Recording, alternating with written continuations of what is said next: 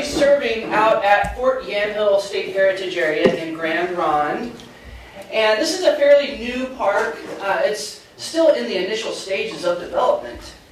And one of the first things that we did was we wanted to find out, well, what's left from the fort? Before we go and start changing the landscape, let's try to find out what's left and let's try to protect those things. So we've been working with Oregon State University to do some archaeological research. We have over 8 seasons of research. And I would like to provide a highlight of some of our findings with you today. This little hill out in Grand Ronde is an amazing archaeological site. Just inches below the ground, we have found thousands of artifacts. So I'd like to introduce you to the site, invite you to come out and visit. And if you have any questions, please feel free to raise your hand. We're going to try to aim for maybe, I can take care of that.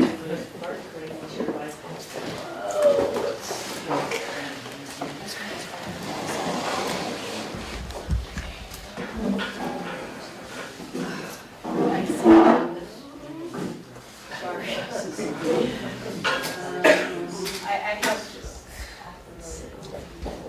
with someone else here. If you have any questions, feel free to raise your hands during the program. I should also mention that this program I made it for something else, so I may skip over a couple slides, just as a heads up.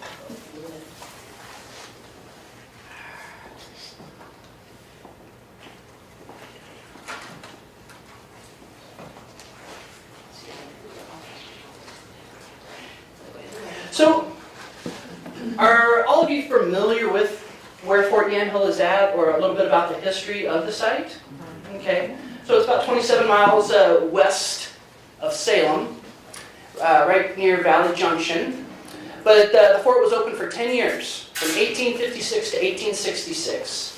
And the whole purpose that the military was here was they were here to act like a buffer to prevent any fighting between the native people and the settlers in the valley. So it was built to protect and control the native people on the Grand Ronde Reservation.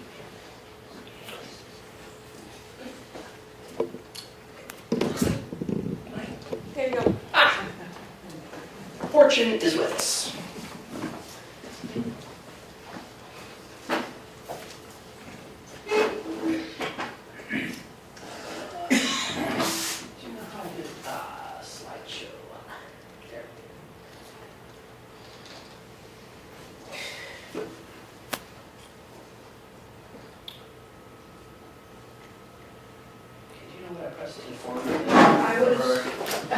This guy. I did arrows. Yeah, arrows. Okay. There you go. There we go. Thank you for your patience. So I don't know if any of you tried to go into the library and tried to do some research on Fort Yamhill or the Grand Ronde Indian Reservation, you may find a sentence or two, if you're lucky.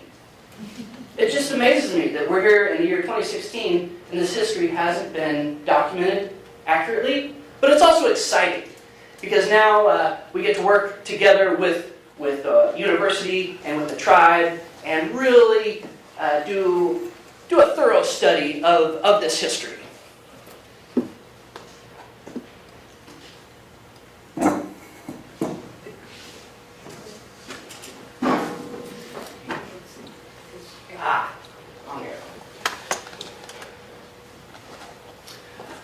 Fort Yamhill was originally part of a system of forts.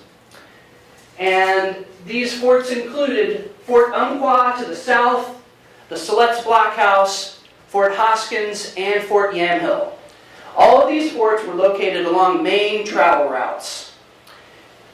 And they were there to keep the native people on the coast reservation and any unruly settlers off of it. So they were there to act as a buffer. They were all located along main travel routes. Is that focused?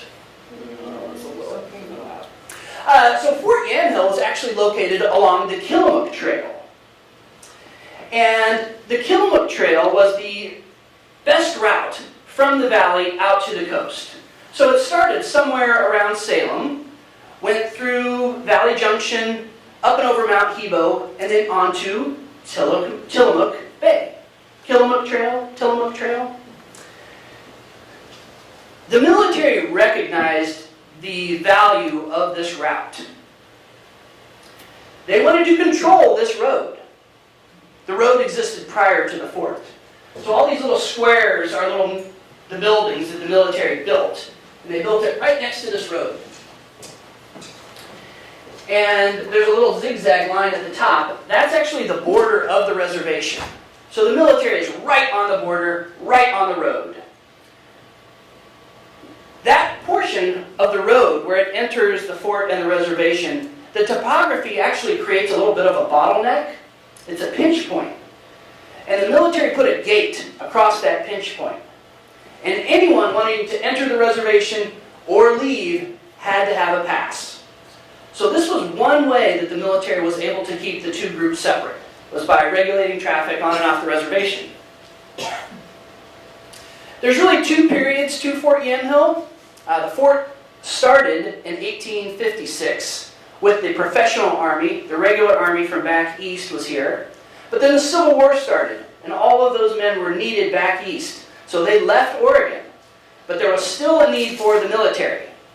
There was still a need for that buffer between the two cultures, and the government wanted to maintain a Union presence during the Civil War here in Oregon.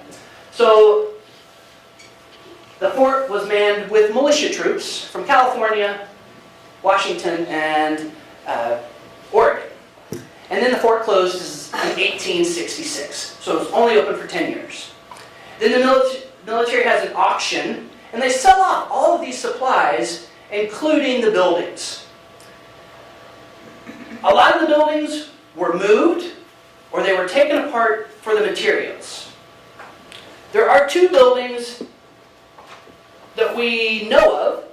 One that I'm sure many of you are very familiar with, the Fort Yamhill Blockhouse, which now sits in Dayton, Oregon. That was one of the very first buildings built at Fort Yamhill.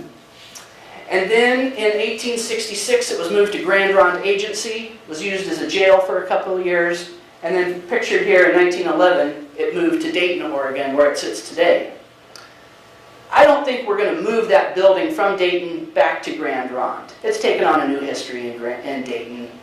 But we would like to use that building as a reference and build a replica blockhouse out at Fort Yamhill. But we do have one of the original buildings on site. It's this white and gray building. That's one of the original officers' quarters. It used to sit at the top of the hill, and sometime around 1874, it got moved down to the bottom of the hill. This house is also referred to as the Sheridan House, referring to Phil Sheridan, who most of the time he was a second lieutenant, but he was briefly captain of Fort Yamhill. This is the building under restoration. We have got a little bit more work to do on the inside, and eventually we would like to furnish it and allow the public to walk through it like a little museum.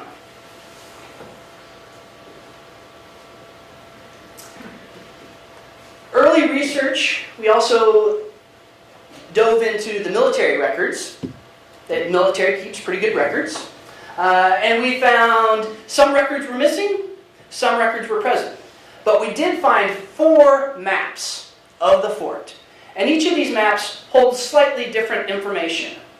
But this was a huge head start for where the buildings used to be, how many buildings there were, and possibly where we can start looking for some of these remains.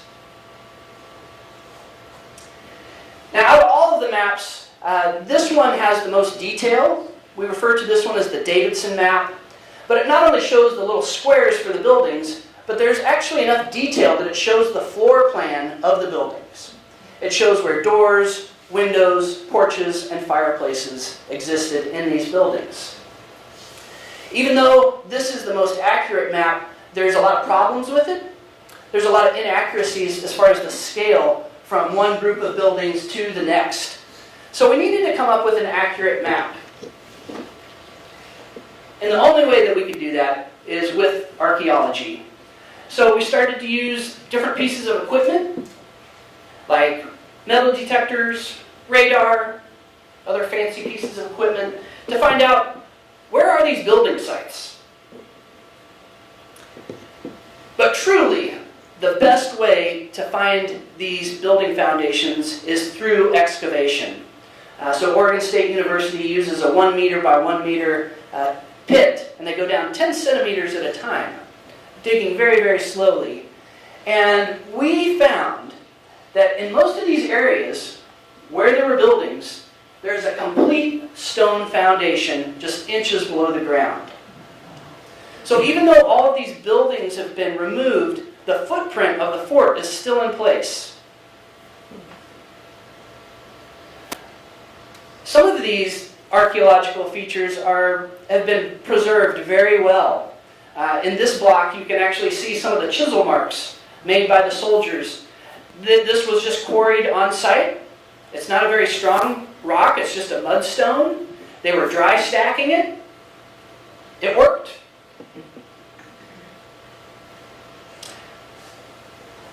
The first place that we looked at, as far as excavations go, is this green circle, and that's where the fort kitchen is. This is the complete stone foundation of the fort kitchen. It's about 16 by 20 feet. And even to a child, they could come up to this and see, yes, oh, there was a building here. I get that. This site, one of the main identifying features of these remains is towards the back. There's the remains of a huge fireplace. This fireplace is kind of shown back up in here. You can kind of see a gray strip. This fireplace was about 3 feet deep and about 12 feet long. And it too was made of this mudstone. And in front of the fireplace, we did find some brick material, so a brick hearth. And the soldiers would build up this great big fire, then rake out those hot coals out onto the brick hearth, and then they could hang their pots and pans over that, kind of like stovetop cooking. But you can just kind of see how they have it all gridded out in a 1 meter by 1 meter squares. This is still at the kitchen. In addition to the foundation wall, we also found a lot of this river rock. All this rounded rock. We're way up high on the hill. What's all this river rock doing here? It was laid down very purposefully. Imagine if you had 60 to 70 soldiers walking the same routes every day. Out to the flagpole, out to the outhouse, in the wintertime. Muddy. So, as a way to maybe keep things a little bit cleaner, a little more orderly, and probably to keep the men busy and occupied, they had them haul all this rock from the creeks up to the fort, and they laid it down in these walkways. So there's a whole network of walkways that the military was using. All right, you guys ready for a little detective work here? A little archaeology? There's another piece of information here. So we've got the foundation wall, kind of a gap where there's nothing, and then this river rock. Well, if we go back to that Davidson map, it actually shows that there was a porch on this side of the building. So this area in between the river, the walkway, and the foundation, where there's not a whole lot of material, that's the shadow of the porch. So it was a fairly big porch, where the men, on their time off, they could sit outside and play music, play cards. This is a detail of that river walkway. There's some areas, like the paths out to the outhouses, a lot of wear, a lot of compaction. This is one of the most common artifacts we find out at Fort Yamhill. It's a type of ceramic called ironstone. This is what all of their plates, cups, pitchers was made out of. It's very, very thick, heavy utilitarian ware. Most of it was being made in England and shipped here to the States. But occasionally we find a little bit fancier ceramics. This is an example of blue transfer print.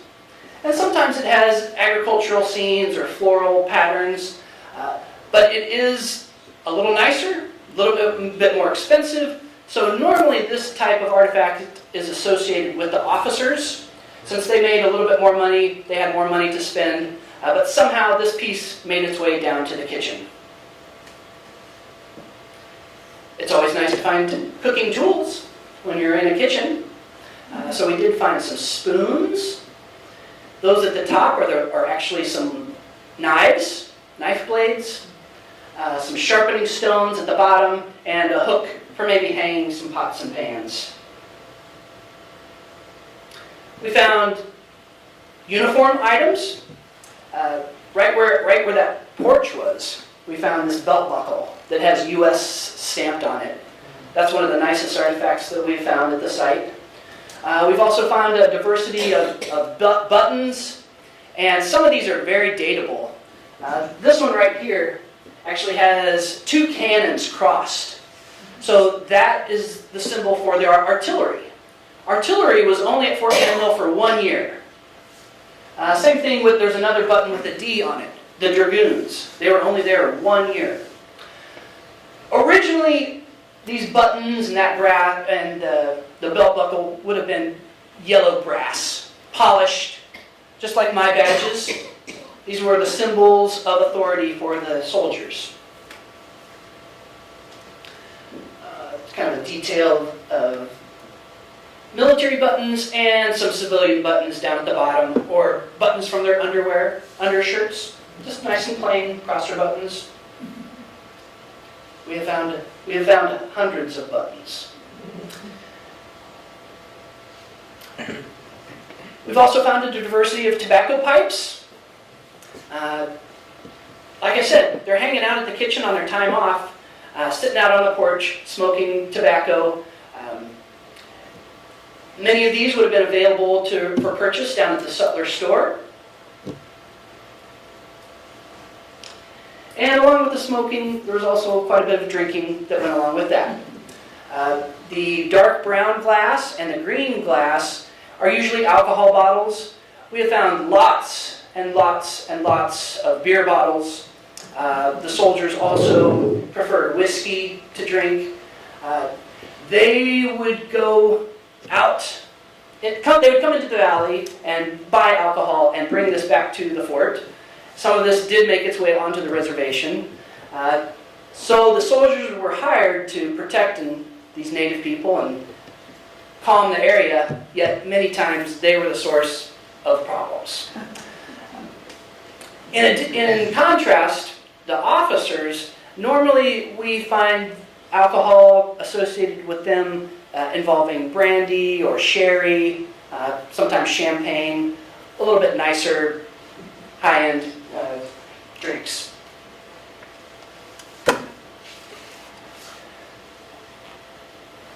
So now we're going to jump down. We were right here, and we're going to jump down the hill to the bakehouse. And really, we haven't found the whole bakehouse. All we have found is the oven. But it's a huge feature. It's roughly 11 feet by 11 feet square. And we just have the lowest portion of this oven. Originally, it would have been built up much, much higher with brick, and it would have had a domed roof with metal doors, like a brick pizza oven that we have today. But all of that material, just like the buildings, there was perfectly good brick and blocks. All that got scavenged, salvaged, recycled. Good for them. But this is an example of a military oven. It's a little different than the one we have. But basically, you've got this interior baking chamber. You fill it full of wood, heat it up, and then basically the bulk, the brick, warms up, holds all that heat for several hours, and then you can put in your dough up into that little area. But they had 2 to 3 meals a day, and bread was served at every meal. Some of the meals were only bread and coffee. And this wasn't the hardtack bread being shipped out of Fort Vancouver. They actually did have some fresh bread. So they would be cooking bread all day long. So once you got it heated up, you would want it to stay warm. This is just another picture of it showing the completed excavation. And in the middle there, you can see some bricks, a little square brick. So right on top of there would be some shelves where the dough would go. That's the baking chamber. But you can see it's just inches below the soil.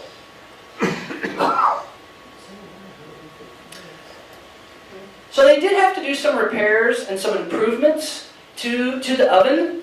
The rock that they were using is really soft and not very dense. Doesn't hold heat very well.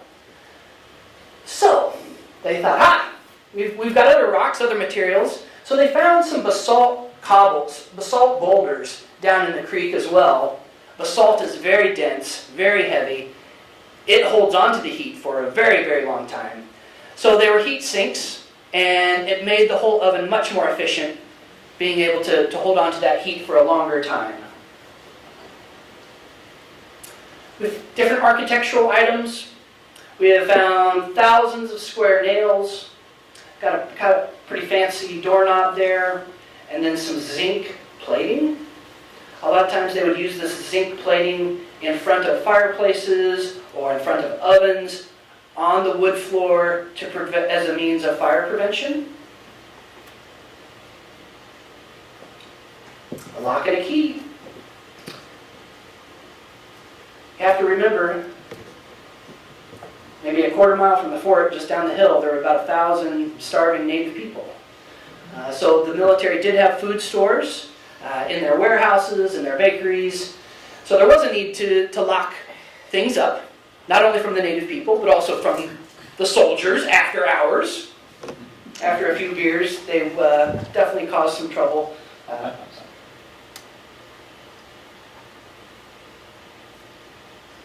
Okay. Usually I like to get people involved. So we're going to play a little guessing game, a little guess the artifact.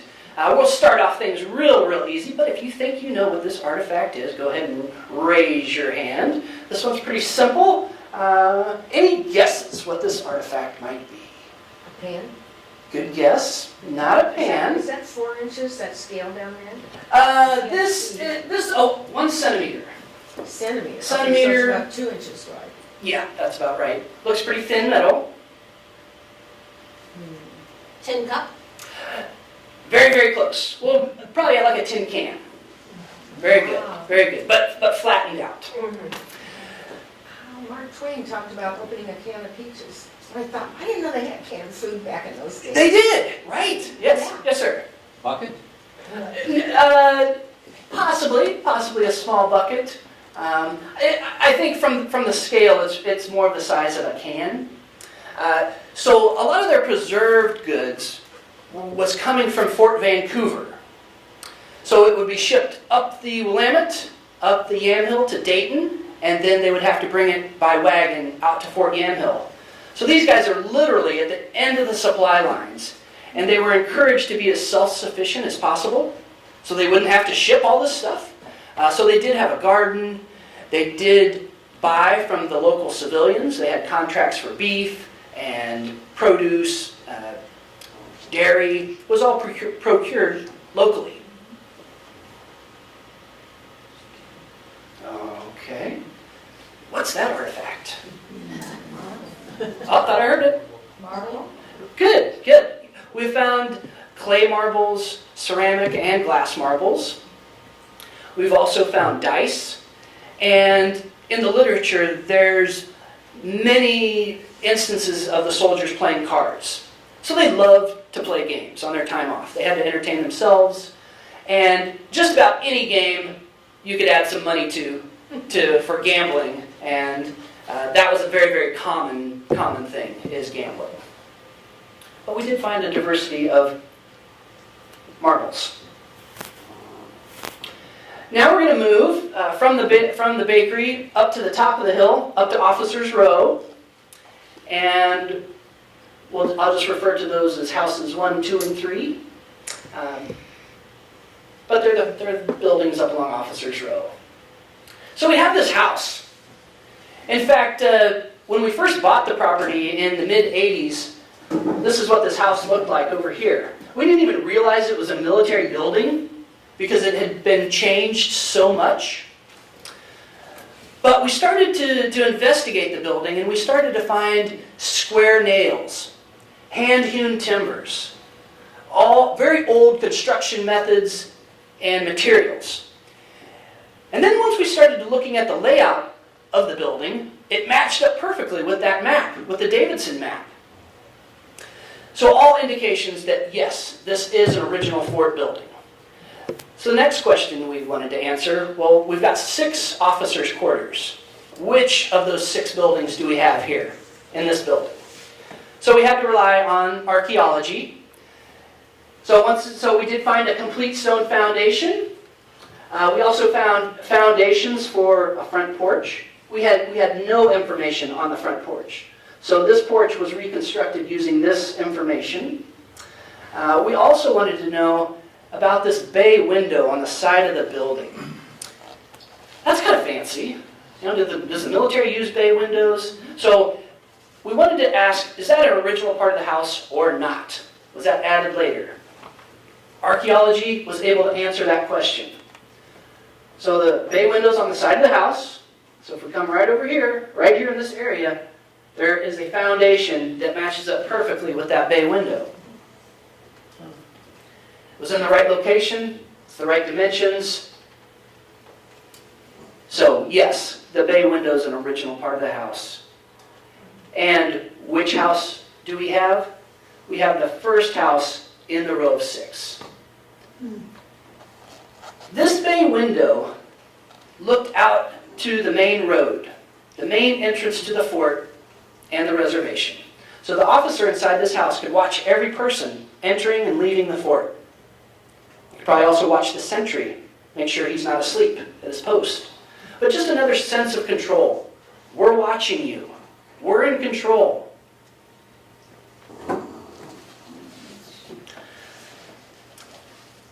Here's some examples of some of those old construction techniques. Got the mortise and tenon construction.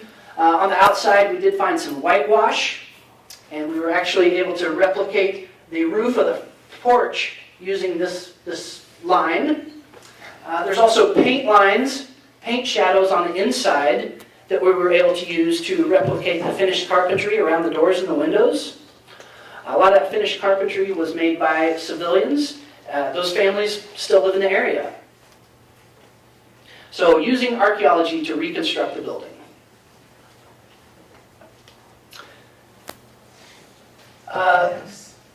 Window glass, so there would have been some window panes.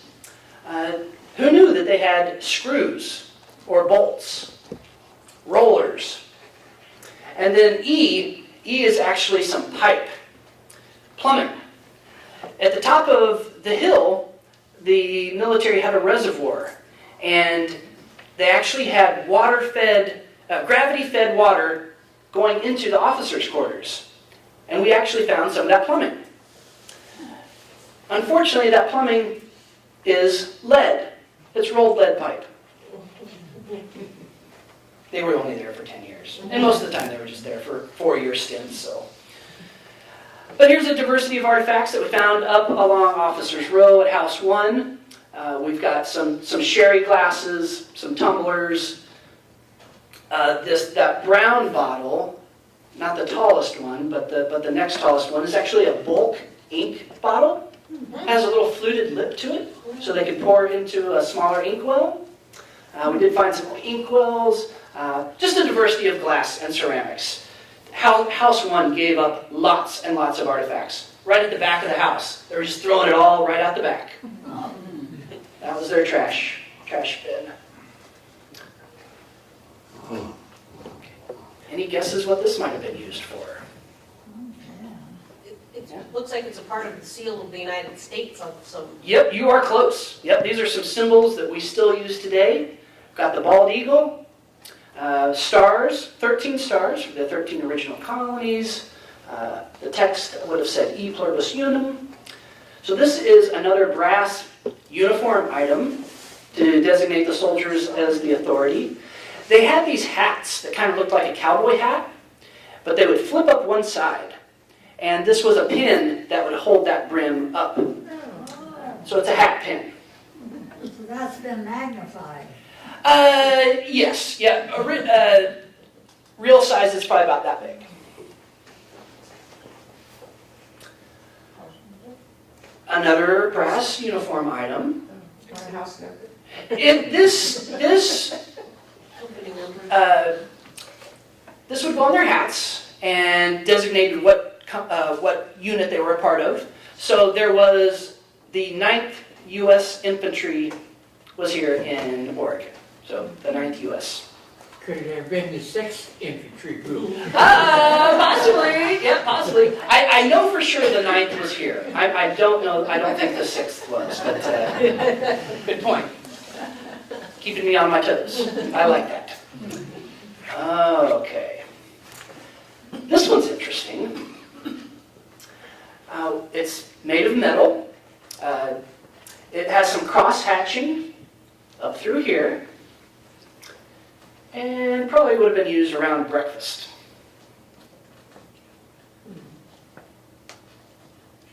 Butter dish? Not now. The cross-hatching has a lot to do with it. So there would have been another piece that also had some counter cross-hatching. If you didn't have this, you might be a little grumpy. Coffee. Coffee grinder. Coffee grinder, yes. So the coffee beans would be poured into here, and there was another piece with texture on the other piece that would grind the coffee. So they would have had coffee regularly at every meal, and we actually did find a coffee bean. I don't think it's as nice as the coffee we have today. This one's a little tricky. This was another uniform item. They had bayonets, and they had little scabbards, and this was the tip to the scabbard.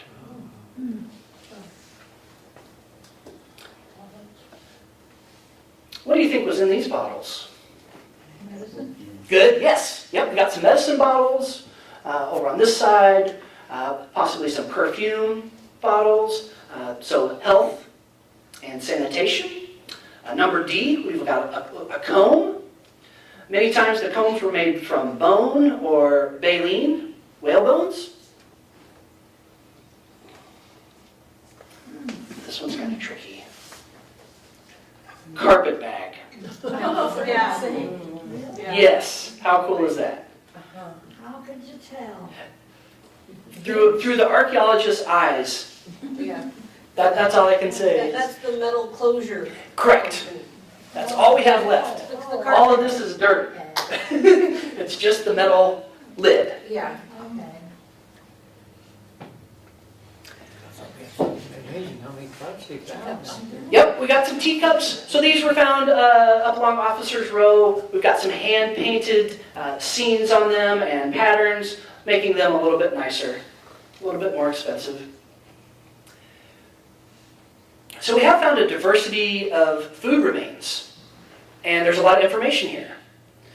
We found out that the soldiers were not only eating domestic animals, like pigs and cows, but they were also eating wild game, like elk, ducks, clams, fish. Any opportunity they got to have some different food or some fresh food was very, very exciting for them, because most of the time they had the same food day after day after day. But here we've got, I think that's an apricot pit, and some other bones, and they can actually tell the cuts of beef that they were eating just based on the bones and the saw marks. And then this little bottle right here would have held a little chutney or some ketchup that would have been bought down at the sutler store. A lot of the soldiers were cooking for themselves, and these men had no training in cooking or experience. They weren't very good cooks. So in order to spice up the food a little bit, this was common, a little chutney or a little sauce. Where was the store? The store was right at the bottom, right outside the fence to the fort, right at the bottom of the hill. should have drafted a couple of Italians that would be really well. Yeah, originally a lot of these guys were Irish. They Can't cook for beans.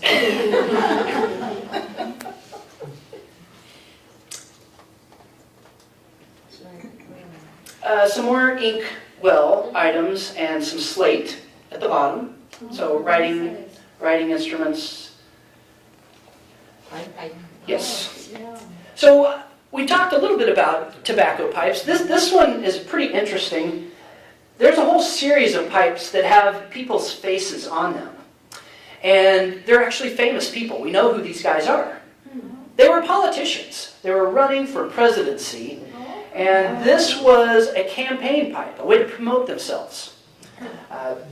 Looks like a Roman up there, though. It does, kind of. It does. In a later Roman period. Yeah. I think this is, President Grant had one, Fillmore had one, Henry Clay had one. So it's an insight, a window into the political leanings of the soldiers. Is that word rough? Yes, it said rough and ready. Oh, and ready, I can remember. Yes. That was Teddy Roosevelt, that's way later. It is later. So maybe he took that from that earlier period. I'm not sure. It That's could have been his unit in the Army's motto for who knows how long. Right, Because I think the rough and ready came from his Army days. yeah, I think so too. Interesting. Yep, chamber pot, thunder mugs. They did have a lot of outhouses, but they would have been using chamber pots Keep as that well. under the bed until you need it. That would have been pleasant. We've got shoe remains, so the heel to a shoe and an eyelet.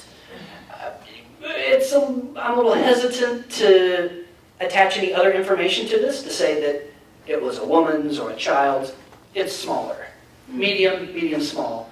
Got to remember Phil Sheridan wasn't a very tall person, but shoe remains. Oh my gosh. Yes.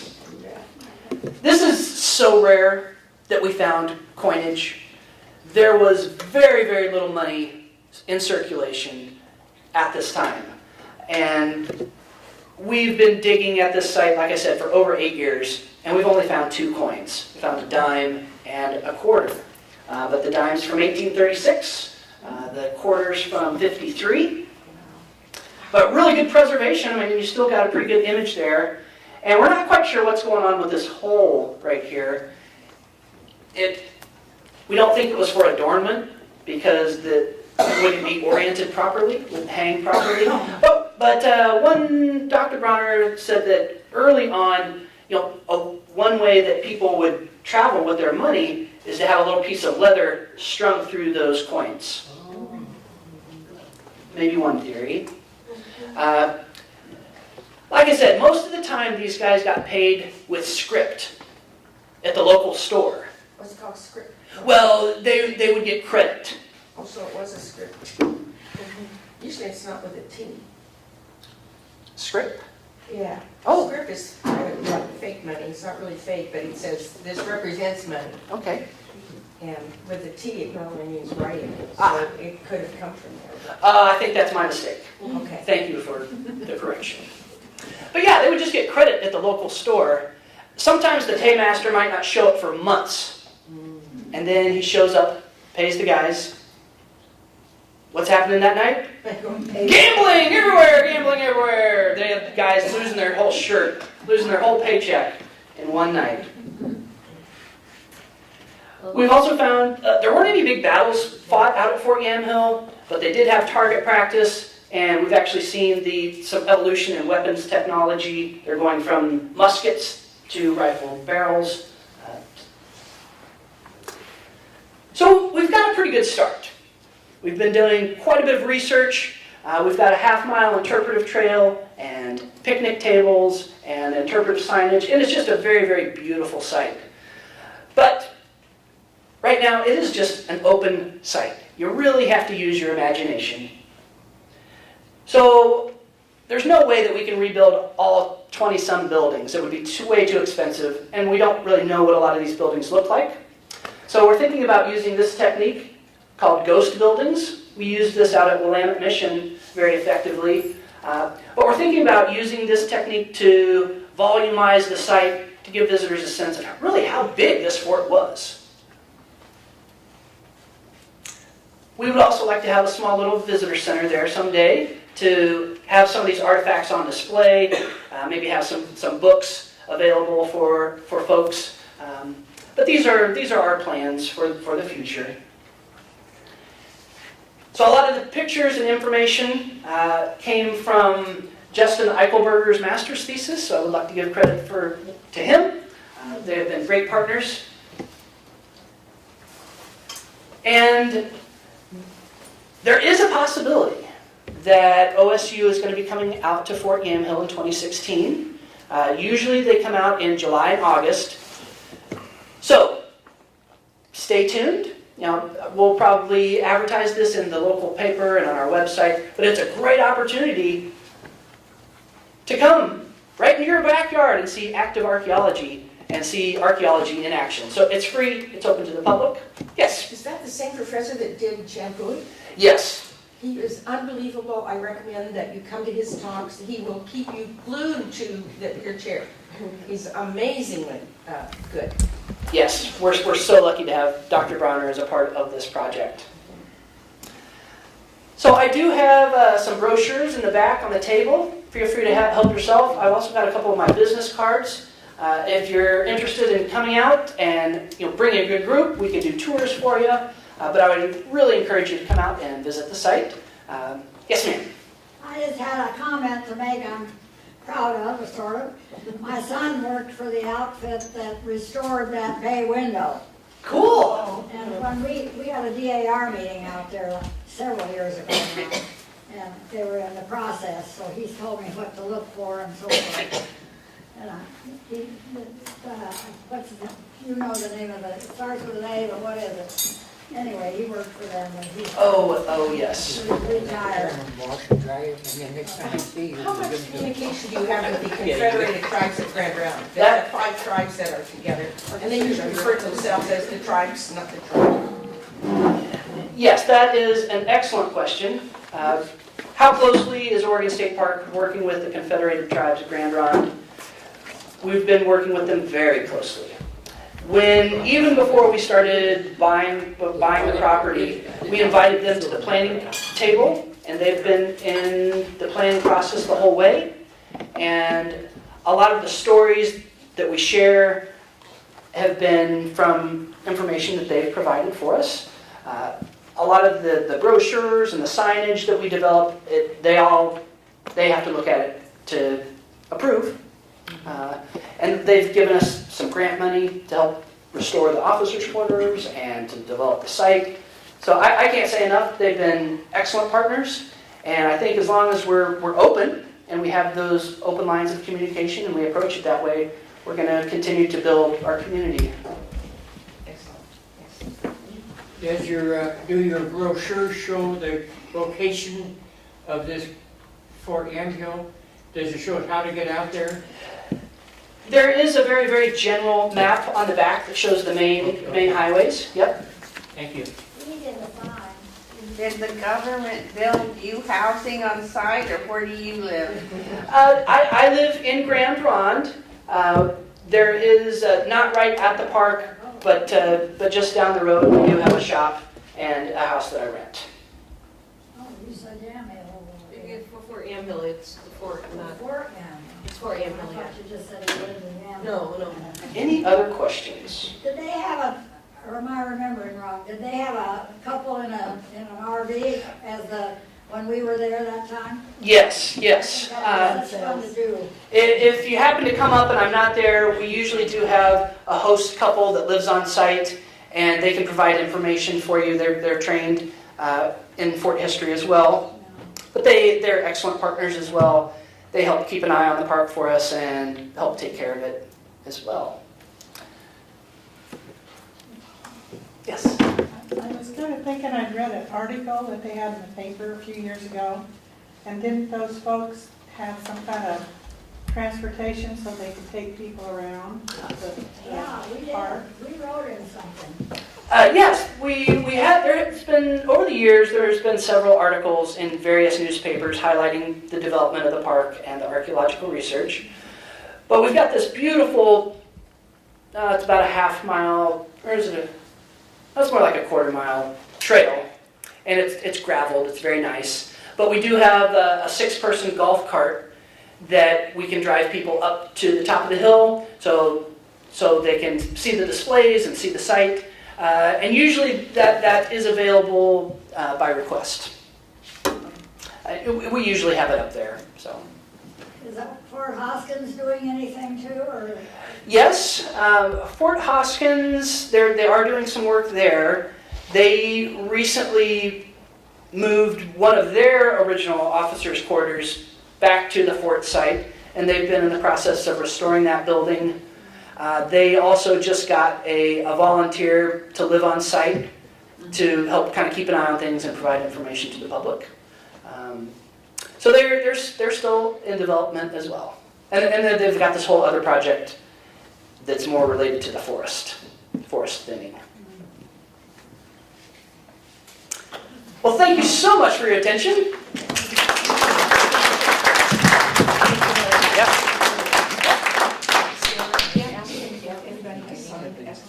Okay, so before y'all go, have y'all signed in? The secretary would like to have, make sure everybody who was here has signed in our attendance. And then next month's meeting is on February 14th. Yes, Valentine's Day, Oregon Statehood Day. I will be speaking on Oregon Statehood. Is there anything else you need to say, Steve? Then I think we're done.